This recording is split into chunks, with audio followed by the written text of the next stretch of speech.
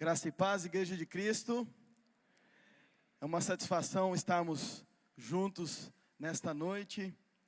Muitos irmãos queridos, e eu quero expressar antes de tudo a minha gratidão pela vida desta igreja, que tem investido na minha vida há mais de 20 anos. Tudo que eu sou, espiritualmente falando, na minha profissão, eu devo à vida de irmãos que investiram na minha vida aqui nesta igreja. Sou grato pela vida de cada um aqui, pela minha célula, os irmãos, os amigos, todos que estão conosco, caminhando nesses anos.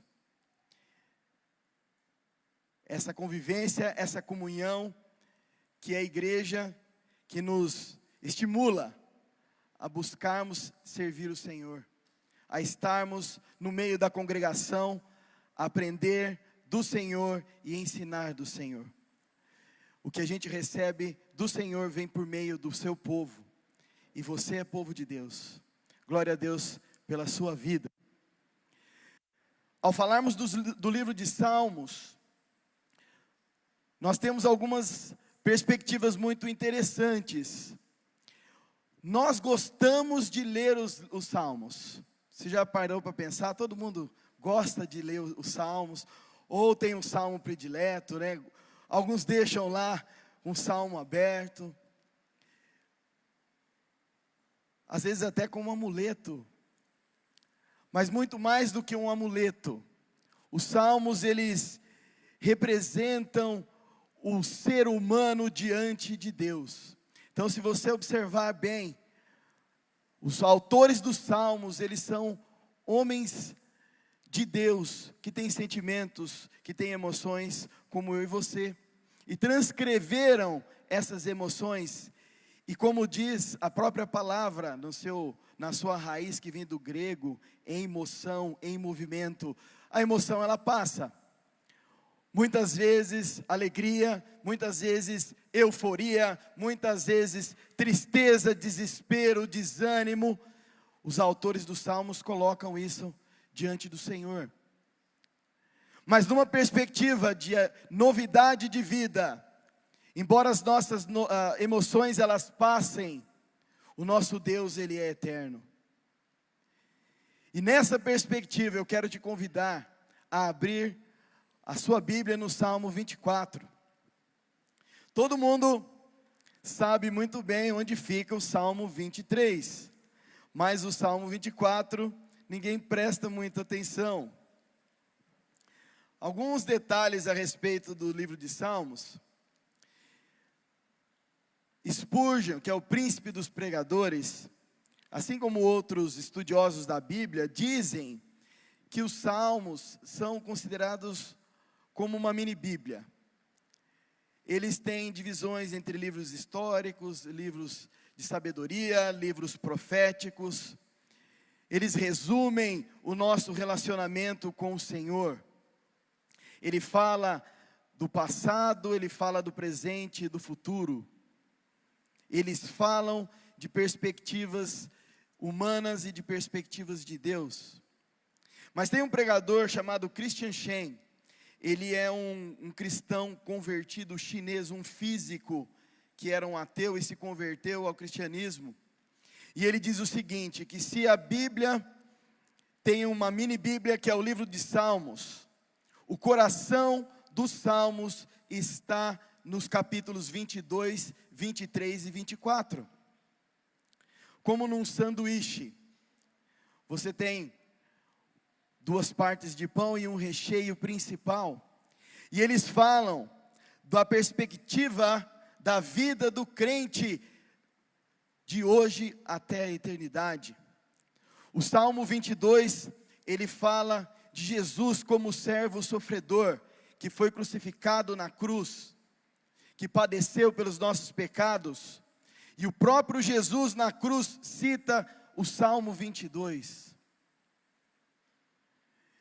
O Salmo 23 fala do Senhor como nosso pastor supremo, aquele que cuida de nós. Mas o Salmo 24, ele fecha essa trilogia dizendo que o nosso Deus é o Senhor da glória, que reinará eternamente. É a única passagem da Bíblia que diz que Deus é o Rei da glória. Nessa perspectiva, então, vamos ler o Salmo 24. Vamos acompanhar juntos. Salmo 24 é um salmo de Davi. Do Senhor é a terra e tudo o que nela existe, o mundo e os que nele vivem. Pois foi Ele quem a estabeleceu sobre os mares e a afirmou sobre as águas. Quem poderá subir o monte do Senhor? Quem poderá entrar no seu santo lugar? Aquele que tem as mãos limpas e o coração puro, que não recorre aos ídolos, nem jura por deuses falsos.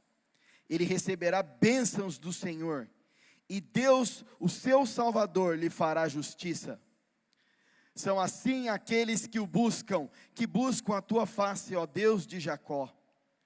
Abram-se, ó portais, abram-se, ó portas antigas, para que o Rei da Glória entre. Quem é o Rei da Glória? O Senhor forte e valente, o Senhor valente nas guerras. Abram-se, ó portais, abram-se, ó portas antigas, para que o Rei da Glória entre. Quem é esse Rei da Glória? O Senhor dos exércitos, Ele é o Rei da Glória. Senhor Jesus, aqui está a tua palavra, aqui está o teu povo, que veio te buscar, te adorar, te louvar e ouvir da tua boca a palavra para os seus corações. Que seja o teu Espírito falando aos ouvidos do teu povo. Que não seja a minha palavra, palavras de homem, palavras de coração humano, mas que seja a tua palavra específica para a vida de cada um aqui, para que o seu nome seja glorificado em nome de Jesus. Amém. Amém, irmãos. Este é um salmo sobre relacionamento, irmãos. Vamos entender o contexto deste salmo. Davi era um homem segundo o coração de Deus.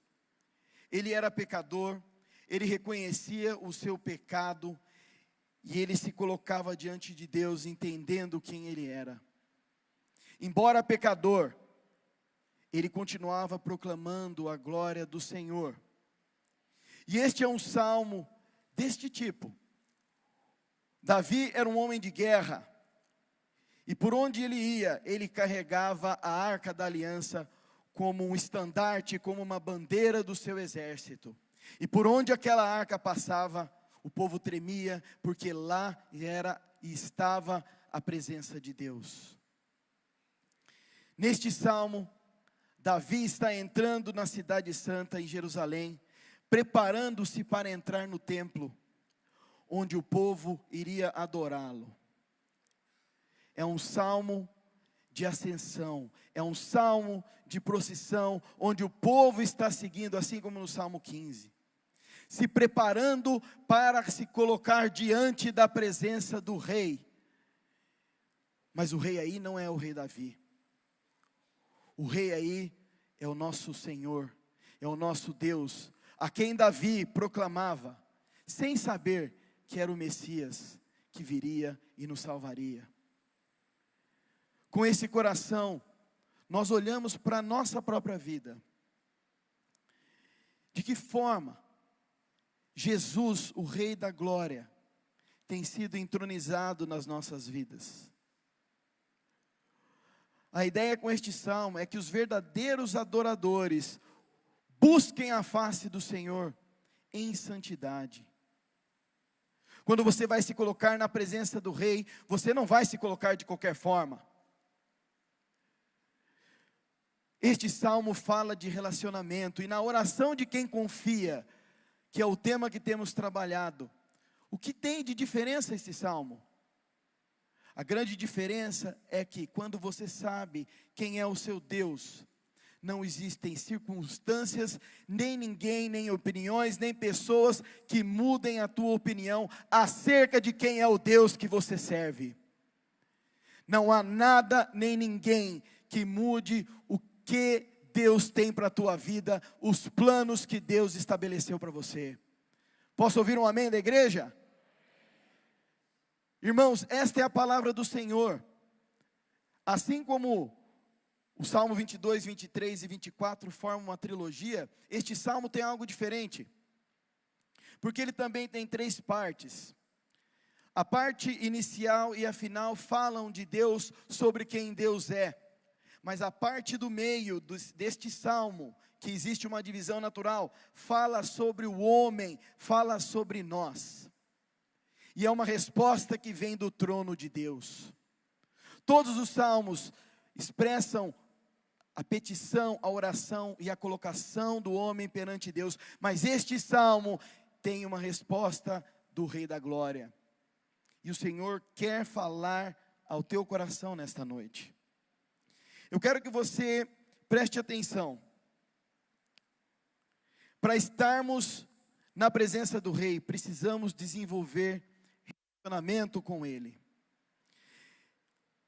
Preste atenção nas 3 partes que esse salmo traz. Nós vamos falar de 3 perspectivas. Quem adoramos?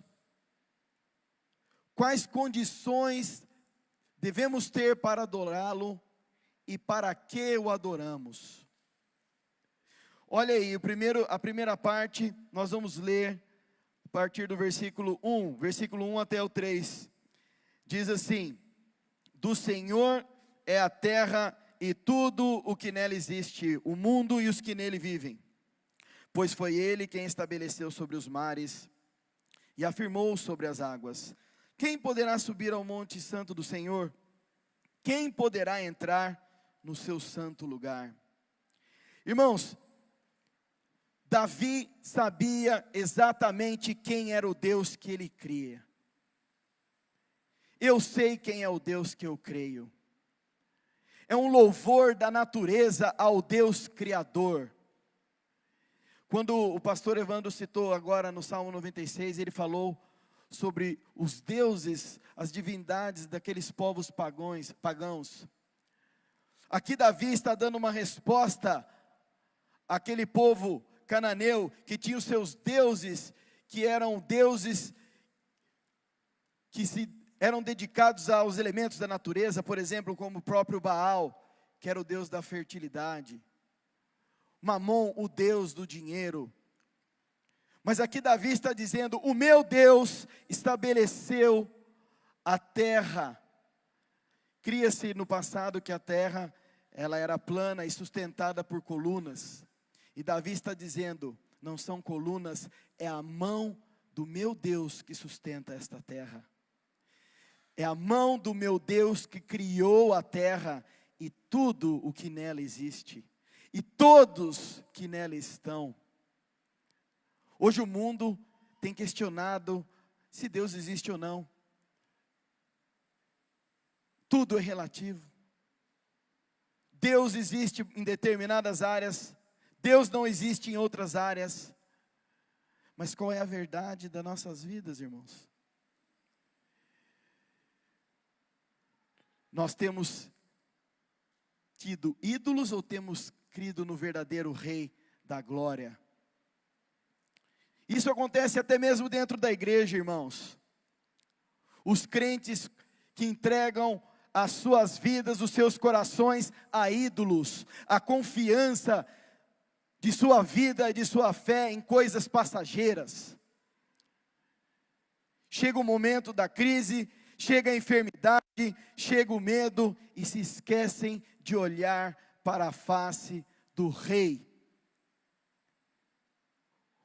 O que é que tem acontecido na tua vida hoje, que tem tentado desviar a tua atenção da face do Rei?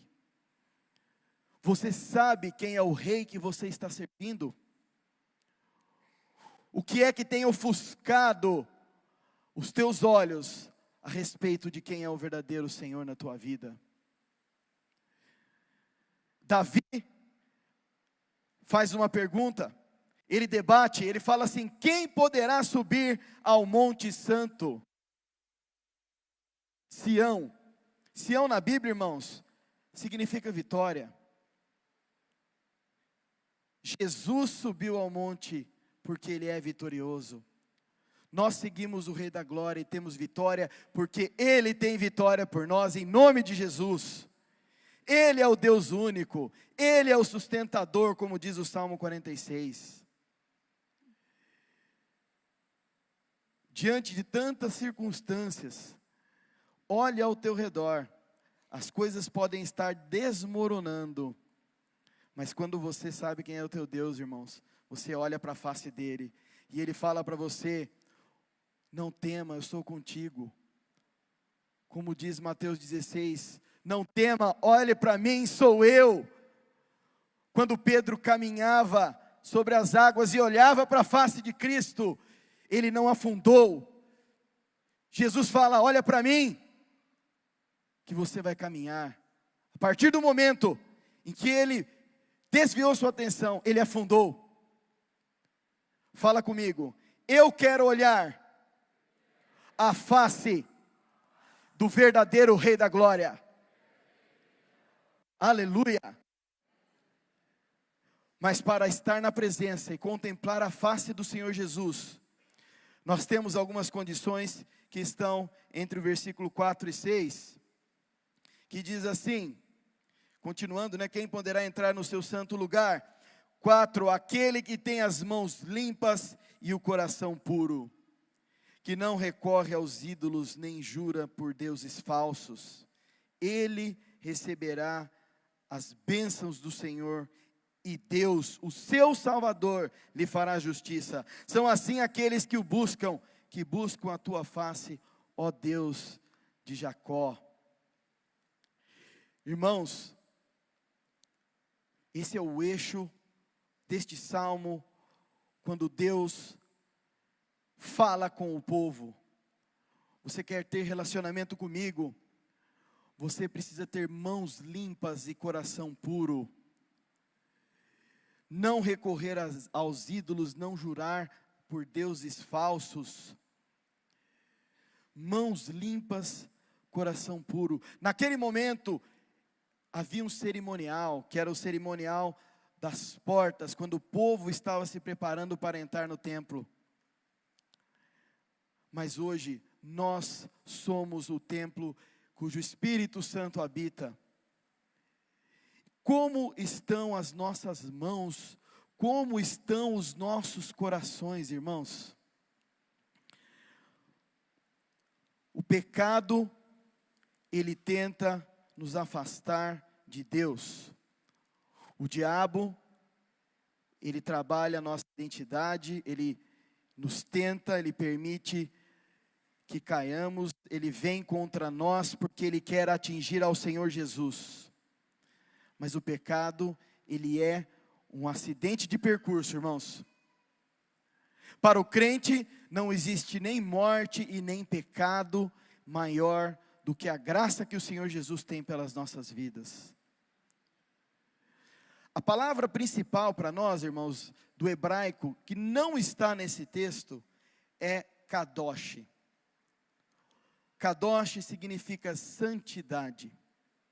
Esse é a principal ideia que esse texto nos traz. Mas o que é isso? Não quer dizer que nós temos que ser canonizados, não tenhamos pecados, ou não vamos acidentalmente pecar. Santidade, irmãos, na origem dessa palavra, significa estar separado. Ser santo é ser separado para o Senhor com um propósito. Eu sei quem é meu Deus, e eu sei as condições em que eu devo me apresentar a Ele. O que são mãos limpas, irmãos? Mãos que não são entregues a atitudes pecaminosas, imorais, externas, físicas. É a mesma mão que se estende para receber a bênção, que muitas vezes pode cometer o pecado. É a mesma mão que se estende para receber a bênção, mas que por causa de um coração impuro, acaba pecando. Nós falamos sobre a entrega dos dízimos e das ofertas, como uma atitude de adoração. Mas quantos irmãos querem receber a bênção, esticar as suas mãos para receber a bênção, mas não querem esticar a mão e a encolhem para entregar os dízimos na casa do Senhor, para que a obra da proclamação da palavra aconteça.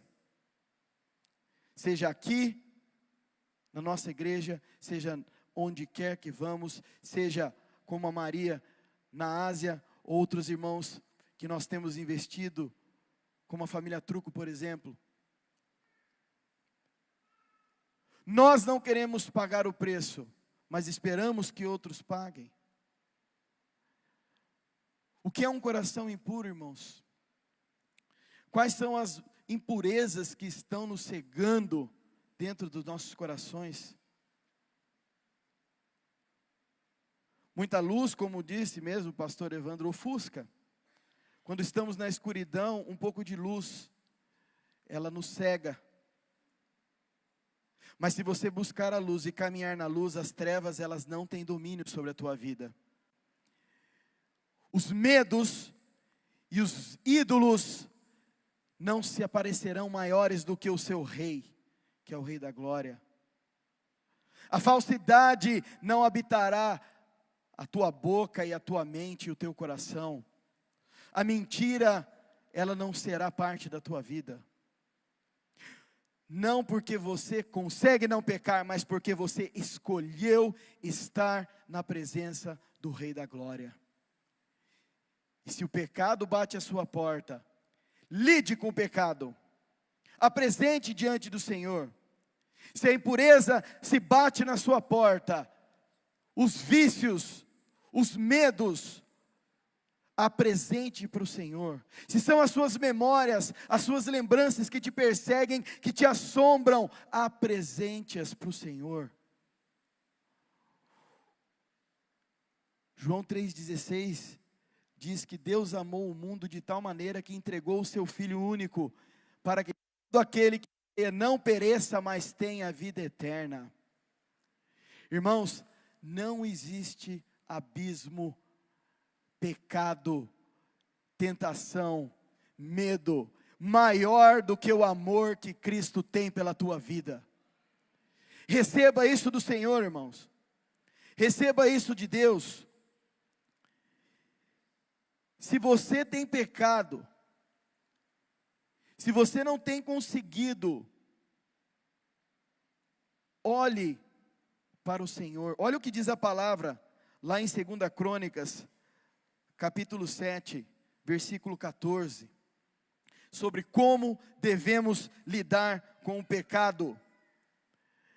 Fala assim a palavra: se o meu povo, que se chama pelo meu nome, se humilhar e orar, buscar a minha face, e se afastar dos seus maus caminhos, dos céus o ouvirei, perdoarei o seu pecado, e curarei a sua terra. Aleluia, irmãos. Se apresente ao Senhor, se curve diante do Rei da Glória, se humilhe e exalte-o, porque Ele é capaz de nos perdoar por amor. Irmãos, nós olhamos para tantos personagens da Bíblia, mas nós vemos que o rei Davi, ele tinha tantos pecados, irmãos, e ainda assim ele tinha coragem de se apresentar diante de Deus, porque o Salmo 51 diz que para Deus o que mais importa é um coração quebrantado, um espírito contrito. Deus conhece o teu coração, irmão, irmã, Deus conhece a tua vida, Deus sabe das tuas lutas. Você sabe quem é o teu Deus? Você sabe que Ele é muito maior do que qualquer circunstâncias ou pecados que estejam aí batendo na tua porta. Mas Ele quer te transformar com um propósito. E aí nós concluímos essa parte final, do porquê o adoramos, para que o adoramos, do versículo 7 ao 10, e diz assim: abram-se, ó portais, abram-se, ó portas antigas, para que o Rei da Glória entre. A revista atualizada diz: levantai, ó portas, as vossas cabeças, para que entre o Rei da Glória. Quem é o Rei da Glória? O Senhor forte e valente, o Senhor valente nas guerras. Abram-se, ó portais, abram-se, ó portas antigas, para que o Rei da Glória entre. Quem é esse Rei da Glória? O Senhor dos Exércitos, Ele é o Rei da Glória. Irmãos, Davi era homem de guerra, era o momento em que o povo estava chegando. Imagine a cena, as cidades eram fortificadas, muradas, e aquele exército chegando com a arca que tinha a lei e o cajado de Moisés, e lá o povo entrava, seguindo aquela arca, e os soldados então paravam, e fala: quem está aí à porta? E aí o povo respondia: é o Rei da Glória, abra as portas para que entre o Rei da Glória. E o povo proclamava, e as crianças gritavam, e os anjos louvavam no céu. E ele estava entrando na cidade, para entrar no templo, onde ele seria adorado. Ele tem entrado na cidade das nossas vidas, mas ele quer entrar no templo dos nossos corações, irmãos. As portas sou eu e você. Levante-se, portas, para que entre o Rei da Glória. Abra as portas do teu coração, para que o Rei da Glória entre. Não é o pecado, a ferrugem do pecado, que está impedindo esta porta de ser aberta. Porque o Espírito Santo do Senhor tem muito mais força e muito mais poder para quebrar qualquer grilhão. Levante-se, ó portas, para que entre o Rei da Glória. Ele é o Deus dos exércitos. Ele está te chamando. Eu sou aquele que vai à tua frente. Não olhe para as coisas pequenas, não olhe para as circunstâncias, olhe para mim. Eu sou o Rei da Glória. Me adore em santidade. Busque a minha essência. Você quer estar na minha presença? Olhe para Jesus. Irmãos, Jó foi chamado de um homem segundo o coração de Deus, assim como Davi, porque ele andava com Deus num mundo de pecado, onde Deus anunciou: construa uma arca, porque eu vou limpar esta terra. E o povo começava a zombar de Noé, perdão, não Jó, Noé. E Deus fala para Noé: vai e continua fazendo. Estão fazendo chacota de você porque você crê num Deus. Continue firme, porque Deus usou a vida de Noé grandemente. Jó era um homem temente a Deus, que buscava santidade. O inimigo foi lá e pediu autorização para Deus, para fazer o que podia na vida dele. Deus falou: não toque na vida dele, mas eu confio no meu servo. Deus tinha fé na vida de Jó, assim como Deus tem fé em você e em mim, irmãos. Deus tem fé no seu povo, naquele que Ele escolheu, porque pode vir a adversidade, podem tirar as suas posses, os seus filhos, a sua casa. Aquele que crê no Senhor permanecerá. E Jó louvou ao Senhor, dizendo: antes eu conhecia esse Deus apenas de ouvir falar, hoje eu conheço esse Deus face a face. O apóstolo Paulo perseguia os cristãos. Ele teve um vislumbre desta luz, que é Jesus, e caiu do cavalo. E Jesus falou: por que você me persegue, Paulo? E ele descobriu quem era o verdadeiro Rei da Glória. E aquela luz que ele vislumbrou, ele olhou e falou: eu quero ver essa luz na eternidade. E ele se entregou como um portal eterno para que entre o Rei da Glória, e se dispôs a servir o Senhor. E escreveu 2/3 do Novo Testamento.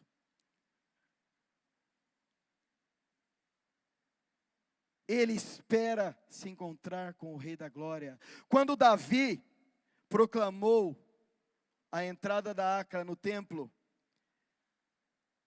ele profetizava a entrada do Messias Jesus em Jerusalém. E essa palavra se cumpriu lá em Lucas 19. quando Jesus, o Rei da Glória, entrou montado num jumentinho. Mas nós ainda vamos contemplar este Rei da Glória no seu glorioso retorno. Em nome de Jesus, Ele voltará, irmãos. Ele voltará e aí nós vamos realmente louvá-lo e receber. Isso que nós vimos nesse salmo é somente um pouquinho do que nós vamos desfrutar na presença do Senhor. E se você quer desfrutar, irmãos, da presença do Rei da Glória, você precisa ter relacionamento. A condição é de uma vida de entrega, arrependimento diante do Senhor Jesus. O Senhor tem graça para as nossas vidas, mas isso requer uma atitude.